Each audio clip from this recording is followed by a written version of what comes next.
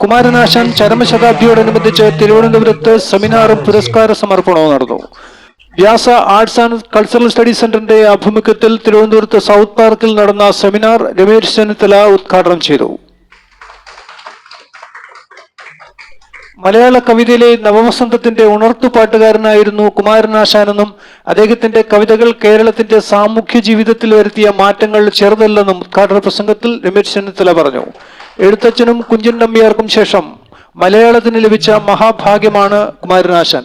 ആശാനും ഉള്ളൂരും വള്ളത്തോളും അടങ്ങുന്ന കവിത്രയങ്ങൾ ഇവരുടെ സംഭാവനകളാണ് മലയാള ഭാഷയ്ക്ക് ശക്തിയും ചൈതന്യവും പകർന്നു നൽകിയതെന്ന കാര്യത്തിൽ സംശയമില്ലെന്നും സ്നേഹമാണ് അഖിലസാരമൊഴിയിൽ എന്ന നളിനിയിലെ പ്രയോഗം കുമാരനാശാൻ എന്ന സ്നേഹഗായകനെ നമുക്ക് കാട്ടിത്തരുന്നു എന്നും അദ്ദേഹം പറഞ്ഞു. ആശാൻ പരിവർത്തനത്തിന്റെ മഹാകവി എന്ന ഈ സെമിനാറിന്റെ വിഷയം വളരെ കാലിക പ്രസക്തിയുള്ള ഒന്നാണ്. സ്നേഹഗായകനാണ് മഹാകവി കുമാരനാശാൻ. അദ്ദേഹത്തിന്റെ കവിതകൾ കേരളത്തിന്റെ സാമൂഹ്യ ജീവിതത്തിൽ വരുത്തിയ മാറ്റങ്ങൾ ചെറുതല്ല. എഴുത്തച്ഛനും കുഞ്ചൻ നമ്പ്യാർക്ക് ശേഷം മലയാള ഭാഷയ്ക്ക് ലഭിച്ച മഹാഭാഗ്യങ്ങളാണ് ആശാൻ, ഉള്ളൂർ, വള്ളത്തോൾ എന്ന മഹാകവിത്രയം. ഇവരുടെ സംഭാവനകളാണ് മലയാള ഭാഷയ്ക്ക് ശക്തിയും ചൈതന്യവും പകർന്നു നൽകിയത് എന്ന കാര്യത്തിൽ സംശയമില്ല. ഇടക്കാലത്ത് തളർന്നുപോയ മലയാളത്തിന് ഊർജം പകർന്നത്, മലയാള ഭാഷയ്ക്ക് കരുത്ത് പകർന്നത് ഈ കവിത്രയങ്ങളായിരുന്നു എന്നുള്ളതാണ് വാസ്തവം.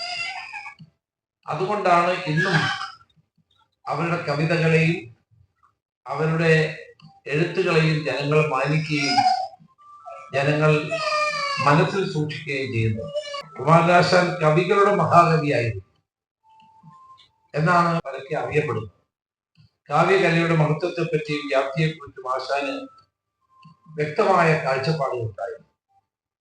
സാമൂഹ്യ നന്മയ്ക്ക് വേണ്ടിയിട്ട് തൂലിക കൽപ്പിക്കണമെന്ന നിർബന്ധ ബുദ്ധി ഉണ്ടായിരുന്ന മഹാകവിയായിരുന്നു ആശാൻ. കേരളത്തിൽ നൽകിയ സംഭാവനകളെ നമുക്ക് ഒരിക്കലും മറക്കാൻ കഴിയില്ല. മാറ്റുവിൻ ചട്ടങ്ങളെ, അല്ലെങ്കിൽ മാറ്റുമതങ്ങളെ താൻ എന്ന് പാടി സാമൂഹ്യ മാറ്റത്തിന്റെ പടവാളുയർത്തിയ ആ മഹാനായ കവിയുടെ ഓർമ്മകൾക്ക് മുമ്പിൽ ആദരങ്ങൾ അർപ്പിച്ചുകൊണ്ട് ഈ സമ്മേളനം ഉദ്ഘാടനം ചെയ്തതായി അറിയിക്കുന്നു. നമസ്കാരം. വ്യക്തികൾ എല്ലാം നല്ല പ്രസംഗങ്ങൾ കേൾക്കണമെന്ന് എനിക്ക് ആഗ്രഹമുണ്ട്. എന്റെ സുഹൃത്ത് പന്ന്യൻ രവീന്ദ്രനും ഡോക്ടർ അജയൻ പനയറ ഇവരുടെയൊക്കെ പ്രസംഗം എനിക്ക്, റാണി മോഹൻദാസ്, എല്ലാവരുടെയും പ്രസംഗം എനിക്ക് കേൾക്കണമെന്നുണ്ടെങ്കിലും എന്നോട് ക്ഷമിക്കണം. ഈ മറ്റ് രണ്ട് പരിപാടികൾ കൂടി ഉള്ളതിനാൽ പോകാൻ.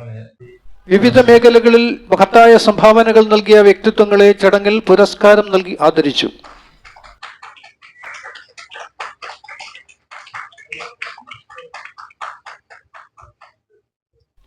മുക്കമ്പാലമൂട് രാധാകൃഷ്ണൻ അധ്യക്ഷത വഹിച്ച ചടങ്ങിൽ പന്ന്യൻ രവീന്ദ്രൻ വിശിഷ്ടാതിഥിയായിരുന്നു. ഡോക്ടർ അജയൻ പനയറ വിഷയാവതരണം നടത്തി. Mohandas college of engineering secretary Rani Mohandas ആമുഖ പ്രഭാഷണം നടത്തി. ഡോക്ടർ സ്റ്റീവൻസൺ നമ്പൂതിരി സ്വാഗതവും അഡ്വക്കേറ്റ് സന്ധ്യ ശ്രീകുമാർ നന്ദിയും പറഞ്ഞു. കവി എന്ന നിലയിൽ നമ്മുടെ മുമ്പിൽ വരുന്നതിന് മുമ്പ് അദ്ദേഹം വലിയൊരു പോരാളി കൂടിയായിരുന്നു.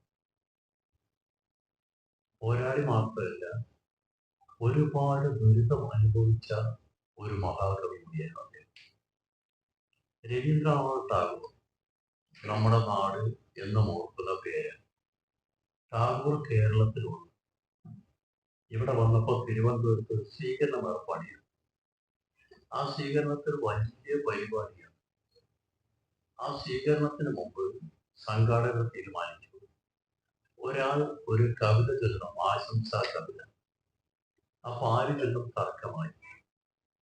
ഉള്ളൂരുണ്ട്, മള്ളൂരുണ്ട്, ലക്ഷണപ്പെട്ടി, 3 പേരും കൂടി തർക്കമായി. സംഘാടക സമിതി പറഞ്ഞു 3 പേരും ഓരോ കവിത, 3 കവിതകൾ വേണമെന്ന് തീരുമാനിച്ചു.